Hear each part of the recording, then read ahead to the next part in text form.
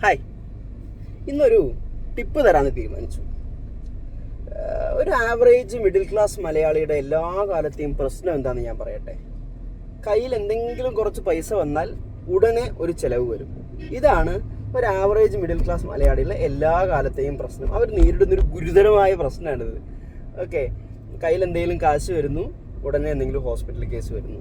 കയ്യിൽ കുറച്ച് കാശ് വരുന്നു, വണ്ടി കേടാവുന്നു. കയ്യിൽ കുറച്ച് കാശ് വരുന്നു, വേറെ എന്തെങ്കിലും അഡീഷണൽ എക്സ്പെൻസ് വരുന്നു.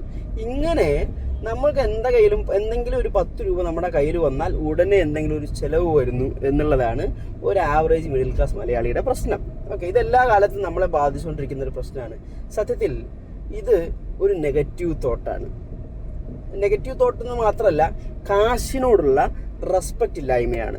ഒന്ന്, നമ്മുടെ മിഡിൽ ക്ലാസ് ഫാമിലികളിൽ അല്ലെങ്കിൽ മിഡിൽ ക്ലാസ് പീപ്പിൾസിൽ കയ്യിൽ കാശില്ലാത്തതിൻ്റെ മെയിൻ പ്രശ്നം തന്നെ ഈ തോട്ടാണ്. മനസ്സിലാക്കുക, ഇത് കാശിനോടുള്ള റെസ്പെക്റ്റ് ഇല്ലായ്മയുള്ള തോട്ടാണ് നമ്മൾ ഇങ്ങനെ ചിന്തിക്കുന്നത്. നോക്കൂ, ഇതിന് നേരെ പോസിറ്റീവായിട്ട് എങ്ങനെ ചിന്തിക്കാം? നമുക്ക് ഹോസ്പിറ്റൽ കേസ് വന്നപ്പോൾ നമ്മുടെ കയ്യിൽ ചിലവാക്കാൻ കാശുണ്ടായിരുന്നു. വണ്ടി കേടായപ്പോൾ നമ്മുടെ കയ്യിൽ ചിലവാക്കാൻ കാശുണ്ടായിരുന്നു. ഈ കാശില്ലായിരുന്നെങ്കിലുള്ള അവസ്ഥ ഒന്ന് ആലോചിച്ച് നോക്കിയേ. നമ്മൾ അവൻ്റെ അടുത്തും ഇവൻ്റെ അടുത്തും തെണ്ടി തിരിഞ്ഞ് പടാപ്പാട് വിട്ടിട്ട് വേണം പൈസ ഉണ്ടാക്കാൻ. നമ്മുടെ കയ്യിൽ ഉണ്ടായിരുന്നപ്പോഴോ അത് നമുക്ക് ചിലവാക്കാൻ പറ്റി. അപ്പോൾ കാശിനോടുള്ള അപ്രോച്ച് എപ്പോഴും പോസിറ്റീവ് ആണെങ്കിലാണ് കാശ് നമ്മുടെ കയ്യിലുള്ളത്. അതുപോലെ നമ്മുടെ സ്പെൻഡിങ് ഹാബിറ്റ്. നിങ്ങളുടെ കയ്യിൽ കാശ് ഉണ്ടാവണമെങ്കിൽ, നിങ്ങളുടെ കയ്യിൽ കാശ് വരണമെങ്കിൽ, നിങ്ങൾക്ക് റിച്ച് പീപ്പിൾ ആവണമെങ്കിൽ നിങ്ങളുടെ കയ്യിൽ ഉണ്ടാവേണ്ടുന്ന ഒരു ഹാബിറ്റാണ് സ്പെൻഡിങ് ഹാബിറ്റ്. നോക്കൂ, നമ്മുടെ കയ്യിൽ കുറേ പൈസ ഉണ്ട്, നമ്മളതിങ്ങനെ ബാങ്കിൽ ഇട്ട് വെച്ചിട്ട് അതിൻ്റെ 6% ഇൻട്രസ്റ്റ് ബാങ്കിലെ സേവിങ്സ് അക്കൗണ്ടിൽ നിന്ന് കിട്ടുന്നെടുത്ത് നമ്മൾ ഇങ്ങനെ ഇരിക്കുക. ഈ കാശ് നമ്മൾ എന്ത് ചെയ്യുന്നില്ല? ചെലവാക്കുന്നില്ല. ഓക്കെ, കാശ് ചെലവാക്കിയാലാണ് നമ്മുടെ കയ്യിൽ കാശ് കൂടുതൽ വരുള്ളൂ.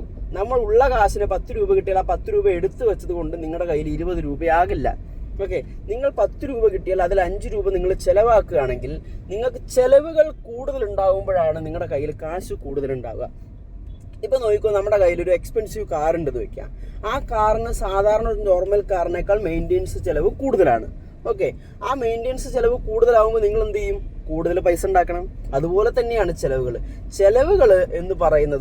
ചെലവുകൾ എന്ന് പറയുന്നത് കൂടുമ്പോൾ നമ്മൾ കൂടുതൽ പൈസ ഉണ്ടാക്കാൻ നോക്കും. അതല്ലാതെ നമ്മുടെ കയ്യിൽ കാശില്ലാത്തത് കൊണ്ട് ചിലവ് കുറയ്ക്കുകയല്ല വേണ്ടത്, ചിലവ് കൂട്ടുകയാണ് വേണ്ടത്. ചിലവ് കൂടുമ്പോൾ നമുക്ക് അതിനനുസരിച്ച് അതിന് പാരലായി നമ്മുടെ ഇൻകം വർദ്ധിപ്പിക്കേണ്ടതായിട്ടുണ്ട്, അല്ലേ? അല്ലാതെ കടം വാങ്ങി ചിലവാക്കണം എന്നല്ല ഞാൻ പറയുന്നത്. ചിലവുകൾ കൂടുമ്പോൾ, ചിലവുകൾ നിയന്ത്രിക്കാതെ വരുമ്പോൾ, നമ്മൾ ചിലവാക്കിക്കൊണ്ടിരിക്കുമ്പോൾ നമുക്ക് അത്രയും ക്യാഷ് ഫ്ലോ നമ്മുടെ കയ്യിലേക്ക് വരേണ്ടതായിട്ടുണ്ട്. അപ്പോൾ ആ ക്യാഷ് ഫ്ലോ ഉണ്ടാക്കാൻ വേണ്ടി നമ്മൾ എന്ത് ചെയ്യും? കൂടുതൽ ക്യാഷ് ഉണ്ടാക്കും. അതിനുള്ള മറ്റുള്ള വഴികൾ തേടും, പുതിയ ഓപ്പർച്യൂണിറ്റികൾ ഉണ്ടാക്കും.